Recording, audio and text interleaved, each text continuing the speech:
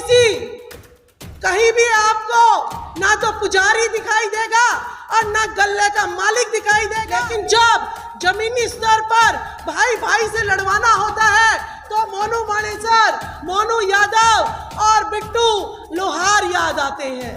तो मैं अपील करती हूँ अपने मुस्लिम भाइयों से भी कि SC ST OBC माइनॉरिटी आपस में न लड़े, उस स्कूल को बंद कर दे जिस स्कूल में मोनू मानेसर बनाए जाते हैं, उस स्कूल को बंद कर दिया जाए जिस स्कूल में बिट्टू बजरंगी जैसे लोग पैदा होते हैं। जय भारत, जय संविधान। देखिए, आज 15 अगस्त को आपने देखा होगा संविधान बदलने की जो बात कही गई है, तो मैं अपील करूंगी जब भी कोई मीटिंग होती है तो संविधान की प्रस्तावना जरूर जो है हॉल में पढ़ी जानी चाहिए। यह इस देश का दुर्भाग्य है, ना तो स्कूलों में पढ़ाई जाती, ना कॉलेज में पढ़ाई जाती और ना बहुजनों सम्मेलन में पढ़ाई जाती। तो जब हम ही लोग नहीं पढ़ेंगे तो मनुवादी कहाँ से इसको पढ़ेंगे। तो ये अपील है, जरूर यहाँ पे संविधान की जो है प्रस्तावना को पढ़ा जाए। कमलेश मधौलिया जी के साथ में काम कर रही हूँ।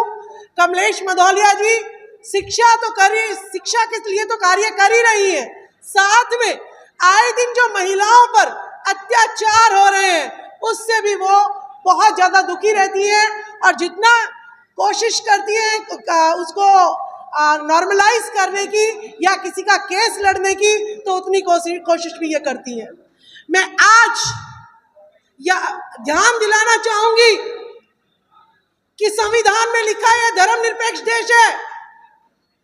तो जो नूह मेवात के जो दंगे हुए हैं उसमें मोनू यादव और बिट्टू लोहार ओबीसी समाज को टारगेट किया गया है।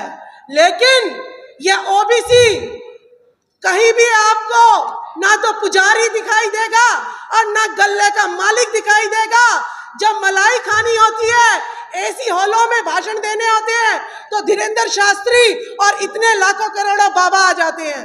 लेकिन जब जमीनी स्तर पर भाई भाई से लड़वाना होता है तो मोनू मानेसर, मोनू यादव और बिट्टू लोहार याद आते हैं। तो मैं अपील करती हूँ अपने मुस्लिम भाइयों से भी कि SC ST OBC माइनॉरिटी आपस में न लड़े, उस स्कूल को बंद कर दे जिस स्कूल में मोनू मानेसर बनाए जाते हैं, उस स्कूल को बंद कर दिया जाए जिस स्कूल में बिट्टू बजरंगी जैसे लोग पैदा होते हैं।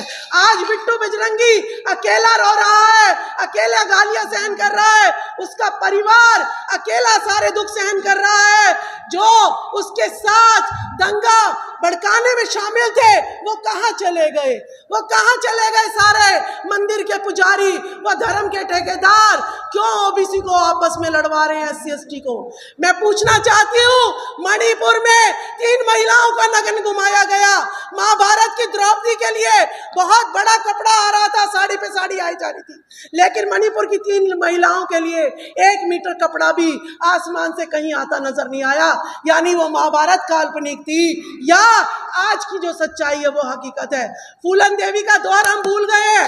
जब फूलन देवी ने अपने बलात्कारियों को सजा दी थी उसके बाद गैंग रेप बंद हो गए थे, कुछ समय के लिए बलात्कार बंद हो गए थे, नग्न स्त्रियों को घुमाना बंद हो गया था। लेकिन जब जो है एक सांसद महिला फूलन देवी को मार दिया गया तब दोबारा निर्भया कांड, अंजलि कांड, दिल्ली कैंट कांड, निर्भया कांड, मनीषा वाल्मीकि कांड, बिल्किस बानो कांड और मणिपुर की 3 महिलाओं को नग्न घुमाना और गैंग रेप करना।